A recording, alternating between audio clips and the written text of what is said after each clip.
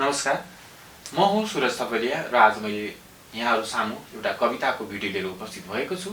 आजको मेरो कविताको शीर्षक छ ह्याप्पी लाइफ। छोरा परदेशी ने दिन, छोरा परदेशी ने दिन, यता आमाको छाती चर्चिरिन सुरु भयो। आँसुको धाराले छेक्न सकेन बाटोहरू, बरु मुटुमै गाँठ परे आशीर्वादका पोकाहरू। ओठहरू खुलेनन् शुभ यात्रा भन्न, ओठहरू खुलेनन् शुभ यात्रा भन्न, बस झरिरहे तादी र त्रिशुली बनेर दुई आँखाबाट अविरत निरन्तर। यता छोराको हाल पनि उस्तै थियो, यता छोराको हाल पनि उस्तै थियो।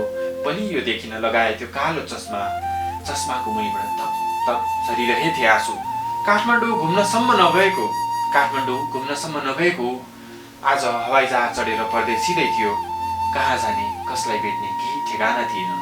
उसले काम पाउँछ पाउन्न, पैसा कमाउँछ कमाउन केही थाहा थिएन। बस यो देशको हर युवा पैसा कमाउन परदेशिएका थिए, बस यो देशका हर युवा पैसा कमाउन परदेशिएका थिए। त्यही लाइनमा ऊ पनि एक थपिएको थियो। हिँड्ने बेला आमालाई भन्न सकेन, हिँड्ने बेला आमालाई भन्न सकेन, चिन्ता नगर है छिटै आउँछु भनेर, किनकि भोलिभन्दा अघि उसका आँसुहरूले आमाको गोडा चुमिसकेको थियो।